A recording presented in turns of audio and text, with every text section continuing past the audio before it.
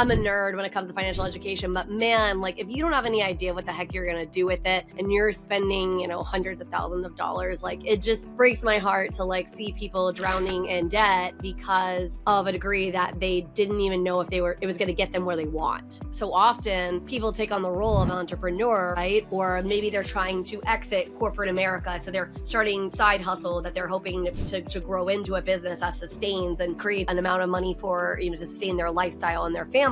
And so oftentimes you traded the 9 to 5 for an 80-hour work week. For me, the greatest gift that entrepreneurship has given me is learning to not put my value into how much money I'm making or not making. Hey guys, and welcome back to another episode of Financial Mastery Simplified. I am your host, Jax or Jacqueline Crider, and today we have Miss Emilia. She is joining us all the way from France. So she's an American living in France, and she started a business. She has an awesome coaching platform for moms who are entrepreneurs as well. And so welcome, Emilia. Thank you so much for being a guest on the show. Tell us a little bit more about yourself. Why you're excited to be on the show today. Yeah, thank you so much for having me here. I'm so excited to share with everyone. I'm a coaching business coach, like you said, and I help women entrepreneurs to create a sustainable business without having to sacrifice time with their kids. And I do that because that was a really big part of my story, right? About how I started my business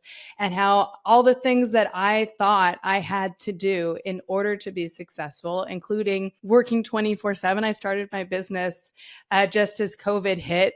And I had my husband managing our kids while I was trying to start my business, and like hearing them in the background playing and being like, God, like how long can I do this for? And then at some point in time, realizing like, if having a business means that I can't be the mom that I want to be, this is just not going to be possible. Yeah, no, for sure. Well, and I mean, I think that's so powerful. There's so many people just where when it comes to money, it's like we're working for what exactly, right? And like, yeah, we all have to have dollars to live, right? But money truly is just a tool. Like we didn't even have money many years ago, right? There was like bartering and all these different things. So I think it's so interesting when so many people are chasing the almighty dollar, which I'm not saying it's not important, right? I mean, I work in the money space. I deal with mortgage.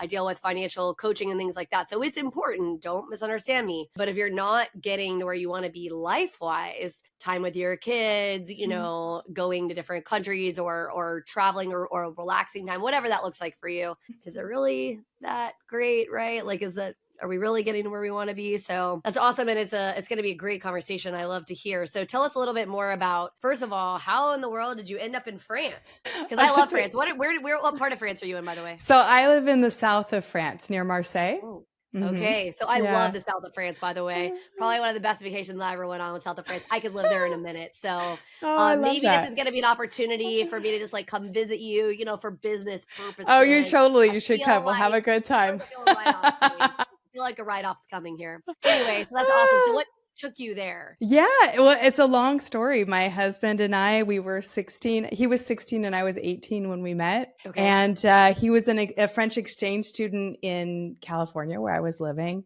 And we fell in love. And then he came back home. He continued high school because he was younger than me, right?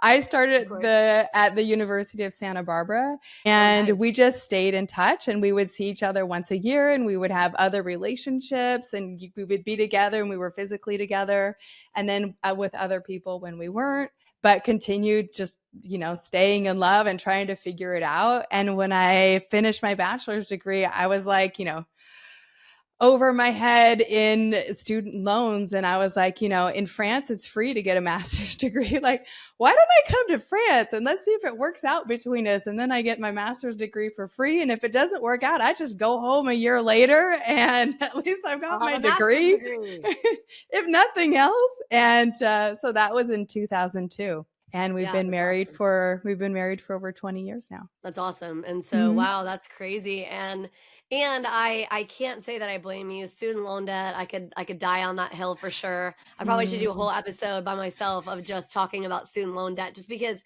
I really see people, and I'm all for higher education. Like, I have a law degree. Like, I'm a nerd when it comes to financial education, but man, like, if you don't have any idea what the heck you're gonna do with it and you're spending, hundreds of thousands of dollars, like, it just breaks my heart to like see people drowning in debt because of a degree that they didn't even know if it was gonna get them where they want. yeah. Right. Like, it's such a messed up kind of a system, but we won't die on that hill. We'll leave that for another For day. another day. For another day. I think that's so interesting that you started your business during COVID. Mm. PBJ Mortgage actually started literally in March of 2020, like, officially.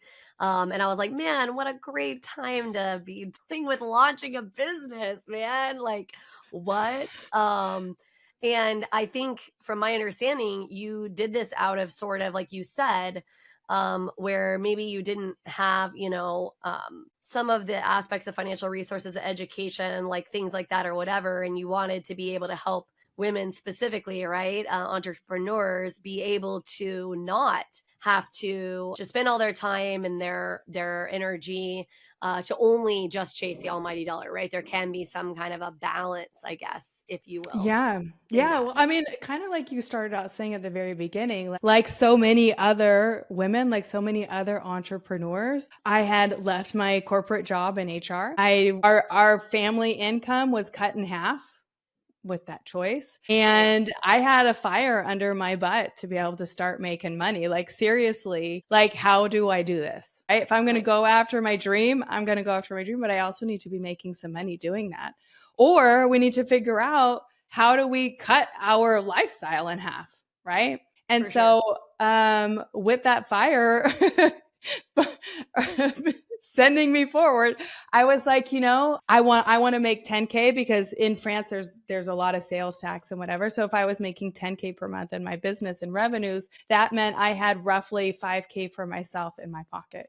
And so I was like, that's what I was making in my corporate job. So that's what I'm going for. And my husband would look at me like I was crazy. Like, you cannot make that kind of money. Right. And I was like, you're going to There's some watch me limiting do it, beliefs. And down that journey. So I was very money focused. I was very Mm, revenue focused. I was like, I'm going to show you that I can do this. And I'm going to show you that I can do this, like making that kind of money. And I did. But when I got there was like, I had my first 10K month. And at the same time, like I was telling you earlier, I would have my husband in the background playing with my kids. And I was working 24/7 on my business and for months on end. And I was like, the whole idea of like, when you're starting your business, you have to work really hard and the like hustle culture. And I was like, okay, I can do that. I can do that. But then when I got to that 10K month and I would walk out of my office and my kids would not even care that I was there. Like, at the time they were young, they were 3, 5, and 8.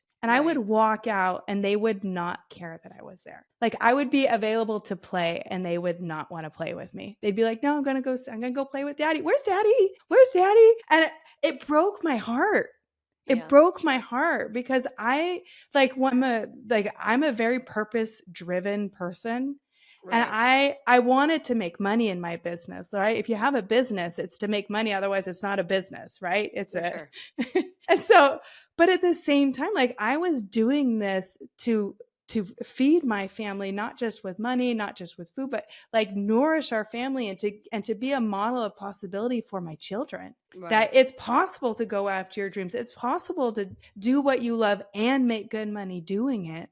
But if making money meant that my kids didn't care that I was Right. around, like that money had no value. And Yeah. so that's when I started looking at like, I completely tore my business back to the ground and I started over because I was like, if these strategies that I had been taught in the program that I had invested in are bringing me to 10K months, but they're bringing me to 10K months like this, that's Hmm. not what I signed up for. So I started over again. I started looking for new strategies and I started looking for strategies that were going to be adapted to my life as a mom and an entrepreneur, adapted to that weren't going to require me to be working 24/7, that were going to allow me to have the time freedom that like so many of us, that I actually became an entrepreneur to experience. For sure. If I didn't want that, I'd go get a job. Stay tuned. We'll be back right after this message from our sponsors. Imagine having the power to control your financial destiny, no matter where you start. Welcome to the Financial Mastery Simplified course and resource platform, where financial education is tailored to your unique journey. We cover everything you need, from basic budgeting and saving strategies to advanced investing and retirement planning. Learn at your own pace with lessons that match your level of experience. Whether you're a beginner or looking to enhance your financial knowledge, join our community of learners and benefit from shared insights and expert guidance. The Financial Mastery Simplified course and resource platform equips you with the skills and confidence to take charge of your financial future. Ready to master your finances? Enroll in our courses today at the Financial Mastery Simplified course and resource platform. Start your path to financial independence now. Visit us at fms.tips and fms.college for more information. Hello and welcome to PBJ Mortgage, where your home ownership dreams become reality. Today, we want to share why choosing PBJ Mortgage is the right choice for your home financing needs. At PBJ Mortgage, we're built on a foundation of values that drive us every day. Our commitment to educate, empathize, and empower our clients sets us apart in the mortgage industry. Our clients are at the heart of everything we do, and their success stories speak volumes. With years of experience, our team possesses in-depth knowledge of the mortgage programs, ensuring you receive expert guidance and the best possible rates. We offer a diverse range of loan options to suit your unique needs, including conventional, FHA, VA, and more. No matter your situation, we've got a solution. At PBJ Mortgage, we pride ourselves on providing personalized service. Our dedicated loan officers are here to guide you every step of the way, making the process as smooth as making a peanut butter and jelly sandwich. We understand that time is of the essence, which is why we've streamlined our processes for efficiency and convenience. Transparency and clear communication are paramount. You'll always know where you stand throughout your mortgage journey.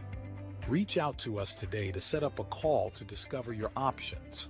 If you're ready to make your home ownership dreams a reality, contact PBJ Mortgage today. Let us empower you during this exciting journey. Phone number 4-693-733-107 www.pbjteam.com. Visit our website or give us a call to get started. We look forward to helping you secure your future home. PBJ Mortgage, where home begins. Thanks for your patience. I was gonna say, you started thinking like a CEO. So we were just having this conversation on a different podcast that I'm a part of that's like local community podcast. And the topic of the month is how to think like a CEO, even when you are a group of one, right? Like even if you're, just a one man band as far as like your business goes. And the truth of the matter is that so often people take on the role of entrepreneur, right? Or maybe they're trying to exit corporate America. So they're starting side hustle that they're hoping to grow into a business that sustains and create an amount of money for, to sustain their lifestyle and their family. And so oftentimes you traded the 9 to 5 for an 80-hour work week, right? Because you and for a lot less money. Right. And you haven't really thought through or whatever.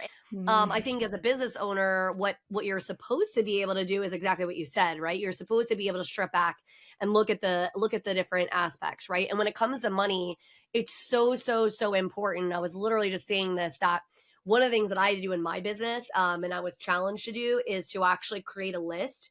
And even in your life, like in your family, to create a list of like all the tasks that have to be accomplished, right? To run your household, your business, whatever that be. And then mark down the ones you either love to do, like they just drive you, right? Like that just like wakes you up inside and you're like, ooh, I love to do that.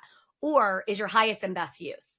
And everything else, figure out a way or start creating a plan to offload these to other people. Like in my personal life, I'll give you an example. My highest and best use is not laundry. I'm ADHD. I will legitimately forget about it. I tell these stories all the time. Like, here's me. I'll start a load of laundry. 3 days later, I'm at the grocery store and I'm like, oh, I started laundry 3 days ago. right? Legitimately, like it happens to me all the time. And so laundry is not my highest and best use, right? So in the onset, we always joke that my husband is the laundry person because I can't be it. I will not remember. And then working our way to a position where somebody else can handle that for us, right? You either hire a service, you know, send it out, whatever the case may be, to be able to deal with it. And so again, this comes back to figuring out and how to kind of work intentionally, which I talk about a lot, right? And like what that looks like for you in your business. So I love that you sort of made that realization, right? Like the aha moment. My kids are not engaging with me in the way that I want them to, right? They don't care. They're asking for dad, not me. And so how do I make sure that's not the case? That they're getting legitimate time. They want me to be involved in their lives. And yeah, I mean, it's hard because I work a lot, and my daughter, she'll always be like, "Mommy, where are you going?" And I'll say, I'm going to work. Why do you have to work, Mommy? She asks me that question all the time. She's 3.5. Why do you have to work, Mommy? And I say, you know, because Mommy has to make money for us to live. But I, like you, am working on making sure to cut out these pockets of time to, so I'm not spinning 24/7 on my business, right? That I have some precious time for sure. Yeah, and that's a big thing that I work on with, you know, one of the many things that I work on with the women that come into my world is, you know, what does it mean to have work-life balance? Right? Because it's so easy to feel like we have to do it all at the same time. For Like sure. having it all feels like you have to be doing it all like simultaneously. You know, Right. the whole like women are like multitaskers thing. And that leads us to be like, you're cooking dinner, you're doing homework with your kids, you're answering the DMs with your clients, you're, you know, you're unloading the dishwasher, all the things. And when you're in so many things like that at the same time, you have like you have no peace in your life, right? It feels hectic, it feels stressful, it feels overwhelming. And so Sure. you're put, without meaning to, we put ourselves in that place of actually not doing anything well. Yes, for sure. Right. And so finding that Jack of work-life all trades, balance. master of none. Yes, exactly. And so like finding that work-life balance is actually deciding that we do one thing at a time. I'm either For sure. working on my business or I'm with my family. I'm either doing homework or I'm answering the DMs. I'm not doing it simultaneously. Right. And that also means though that there are going to be things that I'm not going to be able to do. And so Absolutely. maybe the laundry is going to pile up like it does in my house. It becomes this huge mountain until somebody decides to deal with it, right? Yeah. But, you know, sometimes the kids, they have cereal for dinner. That's okay. Right? Like Absolutely. it's walking out of that idea also of like perfection that so many women and men too, we carry around with us, right? This feeling that we have to do all the things, we have to be all the things, that if we're not perfect on social media, we're not going to get any clients. If we're not the perfect mom, our kids are going to grow up and not love us anymore. If we're not the perfect wife, or we're going to get a divorce, like, you know, and it's a lot to carry. It is, for sure. No, and I think that it is, when it comes to money, so many people, I mean, so first of all, there's a few challenges, right? Like a lot of this stems from childhood. Like I talk a lot about how your money habits are created. I literally just did a reel about it not too long ago, about how your money habits are actually like started to create when you're about 10 years old. And so like what you're seeing, right, through your eyes at that stage, but not just your money habits, a lot of other habits too. Right. I mean, we joke in my family, my mom is definitely like a workaholic. Now, I don't mean necessarily on her business. I mean, like she never slows down, like takes a breath. And so, in a weird way, for a very long time, I sort of felt like that was the gold standard, you know what I mean? I admire my mother. She's a very driven woman, a very entrepreneurial woman. She's very passionate and does a phenomenal job in everything that she takes on. And so in my mind, I'm like, okay, the gold standard is to kill yourself doing all of the things because that was the representation I had in my life. And I think it is super important for your lifestyle, right? And it does roll back into money, is that you have to kind of step back and start asking yourselves, okay, and I say this too, because with money, what do I want my life to look like? I mean, this is literally exactly why I created Financial Mastery Simplified, because I got really, really tired of everybody trying to tell me what the rules were. And I was like, but what if that doesn't fit? And what I think got me really started down that path was the fact that my brother and I are such different people and we live such different lives, even though we were raised like in the exact same household, more or less, right? And I also started recognizing there was nothing wrong with that. Like he wanted to live in a much smaller house. I wanted to live in a much bigger house. Like he wanted to do these things and these were important to him. I wanted to do these other things, right? And I was like, why are we always trying to force everybody into the same dang box? Like not everybody has a desire to be millionaires, right? Like some people want to live a very simple and simplistic lifestyle. And then some people want to live the over the top, crazy, make gobs of money, whatever, like lifestyle. And so I always encourage everybody, step one is like step back and like, what do you want? Not what your mom told you should want, or your dad or family or society or whatever the heck that looks like, right? Like, what do you want yourself? Yeah, completely. And you know what I realized too, like for myself and for the women that I work with, is that so often, like when you start off your business, like I did, you start off thinking, what do I have to do to make the money? What do I have to do to get this business successful, right? What do I have to do to get the clients? And what we don't realize is that when we're in that kind of needy mindset of like, I will do anything and everything to make the money, we're actually not making long-term sustainable choices for ourselves or for our business. Without meaning to, we get stuck in that way of doing things in our business. And it gets hard to get out of it. Where when, like you say, we take a step back from the beginning and we're like, okay, I imagine myself, let's say the day I'm making whatever amount of revenues you want to be making, 2K, 5K, 10K, 20K, 100K, it doesn't matter. But I imagine myself on that day, how am I going to be working on that day? Am I going to be working 24/7? I'm going to be working 5 days a week. Am I going to be working 2 hours a day? Like, what does it look like? What are the things that I'm actually concretely doing in that time? And instead start doing that today. That's when we set ourselves up for sustainable success rather than short-term fast money. Yep. Oh, I say all the time, and honestly, so in all my businesses, so I have the main mortgage company, right? And then I also have Financial Mastery Simplified, which has like a coaching program called Financial Instincts Framework, and then several different like course platform things to try to help educate people and help them to get to the point of leveling up. I say all of the time that I want my marketing, I want the way that I'm attracting people to literally be like this. So if you're not my person, like I respectfully, like there is somebody else who is your person, and that's okay. Like it's not me, right? Like I want you to value my expertise, the way that myself and my team care about you as a person. You know what I mean? And so often I think in general, right, in business and in regular life, we don't do that enough. Like we're taught so much that we need everybody to like us. So we need to have all of that business. It doesn't matter who it is or where it's coming from, because it's coming from the scarcity place. Like I'm not enough, or I won't be enough, or whatever. But the truth is, when you start narrowing that circle and that viewpoint, and you start kind of niching down and kind of figuring out like, who are your people and what does that look like? And all of that, you start finding that even if you're not hitting the level of financial success you want to be at yet, is a lot more enjoyable. So like, for sure. That's why people make millions and millions of dollars a month and they're miserable, because what they built, what their lifestyle looks like, the friends and the people in their circle, they're not the people that they intended to be there and stuff. And so I've had to like do a very, I've learned as I've gone on that,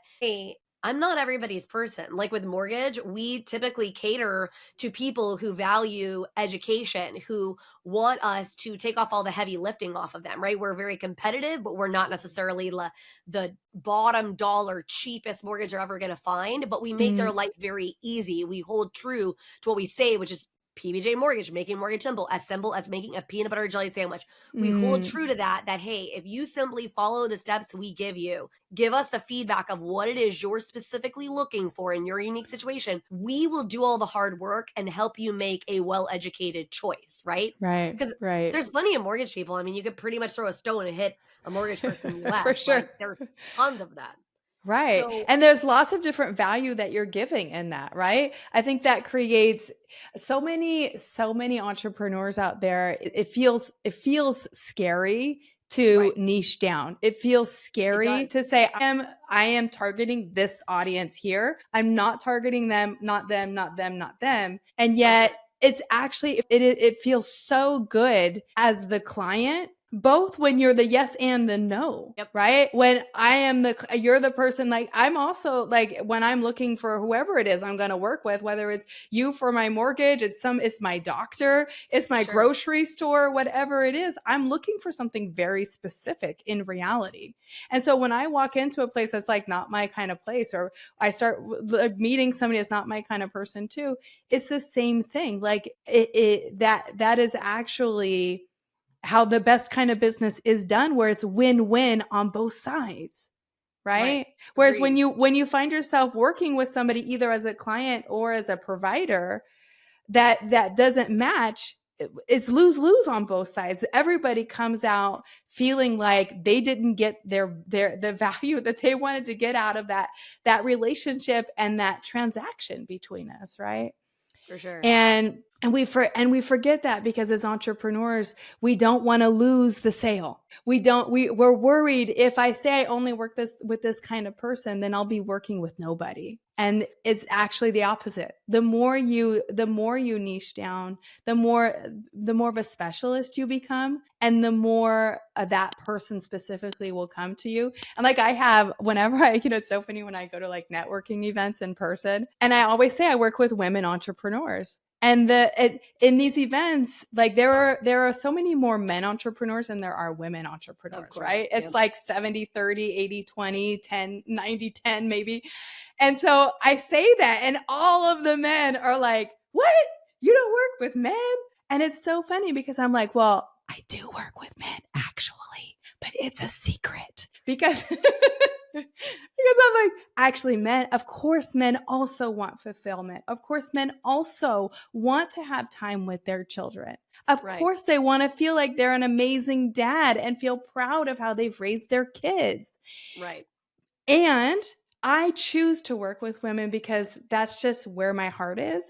And yet that's who I target, but that doesn't mean that I never work with men. I do work with men, but I work with the men for whom my message and who I am like really resonates. So it's not about being a man or a woman. It's about who you are and what is important to you in your life and what you're looking for in the thing that you're wanting to do, right? Like, people don't come to me if all they're wanting to do is have fast money, because that's not what I teach them to do. That is not aligned for me, right? And it's the same thing for you. People don't come to you if they're just looking for like the cheapest price. Yep. Stay tuned. We'll be back right after this message from our sponsors. Welcome to Financial Mastery Simplified, your go-to podcast for making smart money decisions.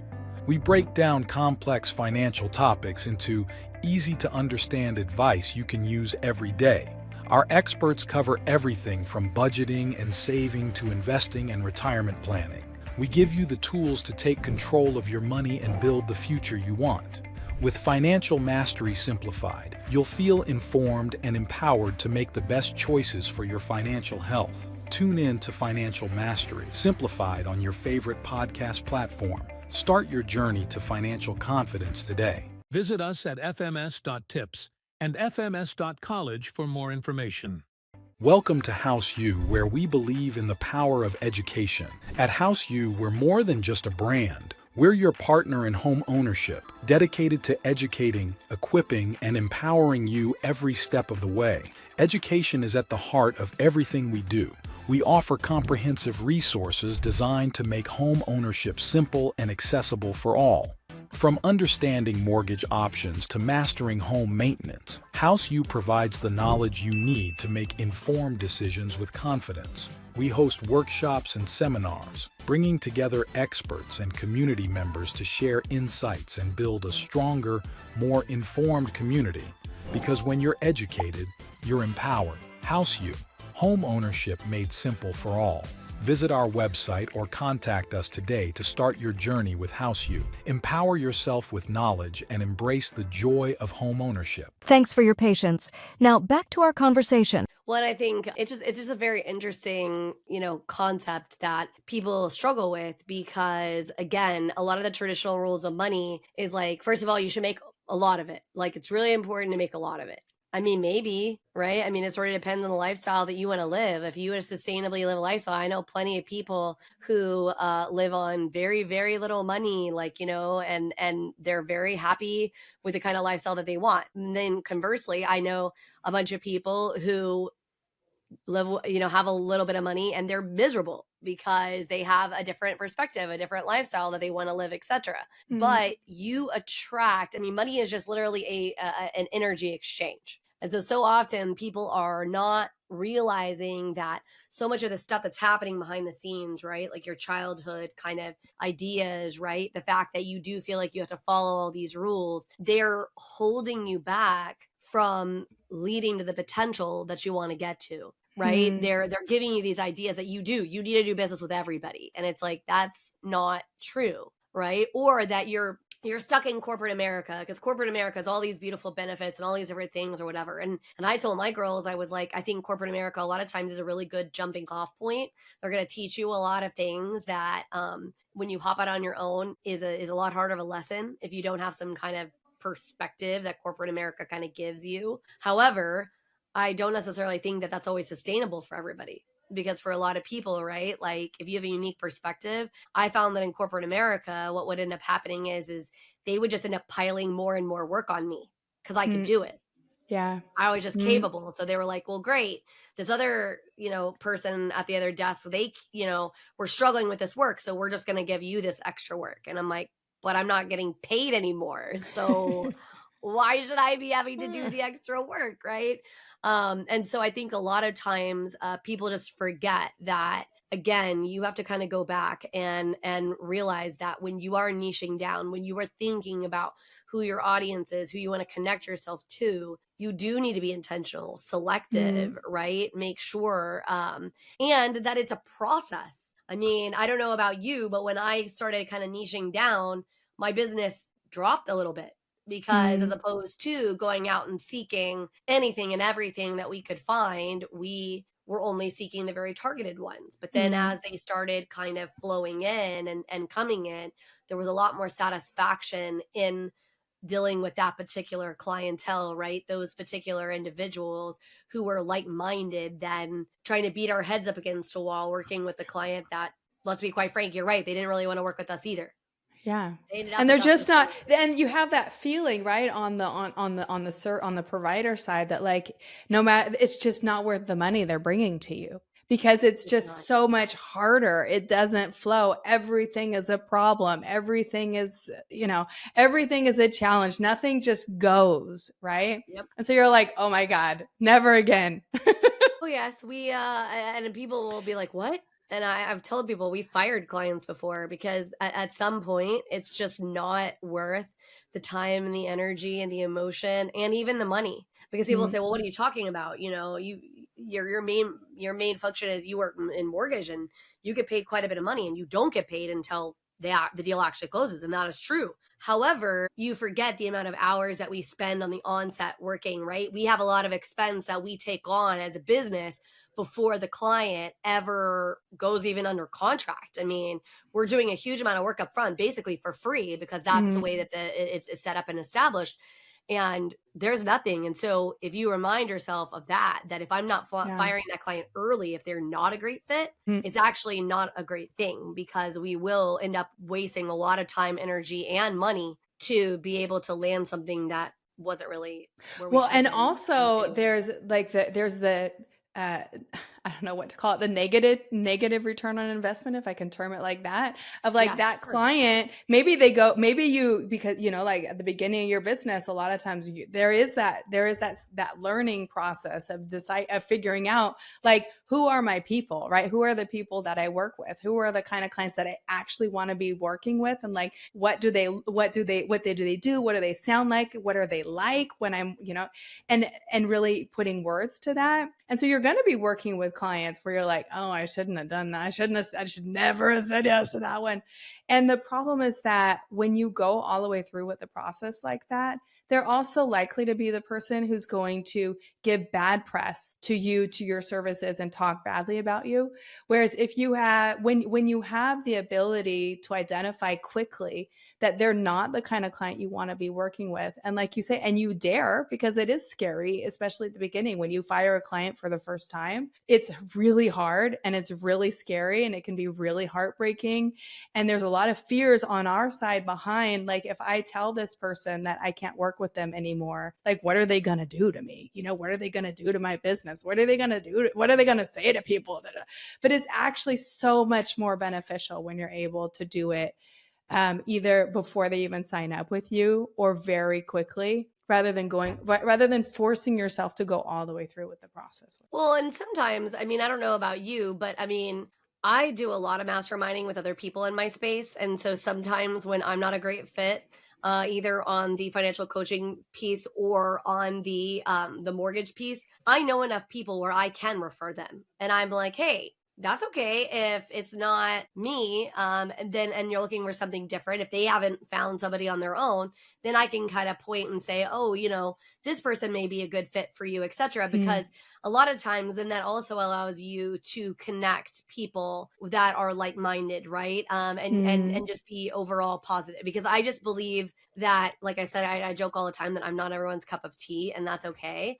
Yeah, but somebody else I know may be your cup of tea, right? Like they may be that exact perfect person that we can connect you with and whatever. And so, and again, this is just an energy exchange. And so there's, you know, that good energy exchange. If I'm connecting people with other positive, like-minded, you know, somebody that can help you in a way I couldn't, type of a thing. And so I think a lot of times people put all these negative connotations around things because we have a negative mental bias, like naturally in our brains. And it's for very good purpose, right? Because, you know, way back in the day, we were worried about getting eaten by tigers and things like that. So you were looking for problems around every corner. You were, you know, kind of hunting it out. But we don't live in a space like that anymore. And so we really do have to work doubly as hard to shift the mindset and be like, okay, step back. It's okay to feel how you feel and like have that moment of, you know, oh, it's crappy that I'm gonna have to lose this deal. But then, okay, right? Like maybe who else can I help? How can I bless somebody else? How can I improve maybe their lives and the lives of this client, right? Because I'm not a good fit, but maybe Emilia is, right? They're in a different space. So they don't need the financial coaching piece, or maybe they're not there yet. Maybe they're not to a level, but they are to a level where they need to like have the big rocks for their business. And so great, Emilia is going to be the perfect fit for that. So that's where I place them, you know, et cetera, right? And I don't know, I just believe that you put good things out into the universe and you help people in the right way, things always come back to you, even if it's not the direct route, if you will, I guess. Yeah, completely. And I think, you know, I love that, you know, offering up that reminder of like, it's not because you're like, it sounds so terrible, right? To say I'm firing a client, like that just seems like not cool at all. But I mean, in reality, that is what is happening. You're telling the person that you're not going to be working with them anymore for whatever reason that is and whatever reason you give. But it is possible to do that in a way that actually feels good on both sides. And that's kind of part of the art of, as you move forward, of learning how to do business, how to say things, how to continue to maintain relationships with people, even when you quote unquote fired the client. But it doesn't mean that you have to end on bad terms. You can end on great terms when you're doing something like recommending them to somebody else, like giving them some other resource, saying, you know, you can even say, I'm sorry, I would love to be able to recommend somebody to you. I don't know somebody in whatever it might be, but I can point you in this direction. right? So Right. anything that we can do that is in that spirit of service and helping the other person, they will actually be grateful for us for setting a boundary in whatever way it was for us that it wasn't possible for us. Yeah. And that's how we maintain relationships. That's also how you create a sustainable business. And that's when someone that you quote unquote fired can recommend you to somebody else, right? And say, ended up not working with her, but I really respected her because she realized that it wasn't a good fit. And then she recommended me to this other person. And that person was really great. And so was Jax. Yep, exactly. Yeah, it is. It's just so I feel like that this conversation has definitely been one like and for those of you who are not necessarily entrepreneurs, again, a lot of these things do apply to other areas of your life, like even just general relationships, friendships. It used to really upset me, I think, a long time ago, especially like as a child when I would stop being friends with somebody. And I think what I realized over time is that sometimes friends kind of outgrow each other, or we all are on our own unique paths. And sometimes that means that we can still maybe be friends from a distance. We can still appreciate and cheer them on, right? And view all the good things. But it doesn't necessarily mean they have to be in our immediate lives anymore. Because sometimes what you're going to find is that the people that are closest to you, which oftentimes that is your friend, your family, right? Your close business partners, things of that sort, that is going to define whether you are leveling up, you're staying the same, or you're leveling down. And this also affects money in a really, really huge way. So again, don't be afraid to, I'm going to say, fire your friends. I mean, not really, right? But, like find some distance there. It does suck. It's not necessarily always the best feeling, but it will affect you, right, in your life, in your work, in your job, in your relationship with your children, all of those different aspects, right? It's going to affect you. So just to kind of tie it in for those who listen, who maybe they're not an entrepreneur, but I also encourage you to be looking at what you're doing in your own business, like your job. Because if you're not really super satisfied with that, what does that next step look like? Does it look like entrepreneurship, or maybe a different role within the company? Because money is not just about, like, that's not what defines your success. Like, let me just say that. How much money Absolutely. is in your bank account is not a definition of success. I understand that societally, especially in a capitalistic economy like America, that is what a lot of people believe, again, is the gold standard of like success, but it's just simply not true. A life that is fulfilled, that is well lived, that is where you want to be, that's really the definition of mastery, in my opinion. And so people just really need to kind of look and find that out. And as we sort of come to the end, Emilia, tell us like your kind of last thoughts or whatever about it. If there's any other nuggets of wisdom you have, pearls of wisdom to offer. Yeah, completely. Just following up on what you were saying there, I think is a great ending point of saying that I think for me, the greatest gift that entrepreneurship has given me is learning to not put my value into how much money I'm making or not making. Absolutely.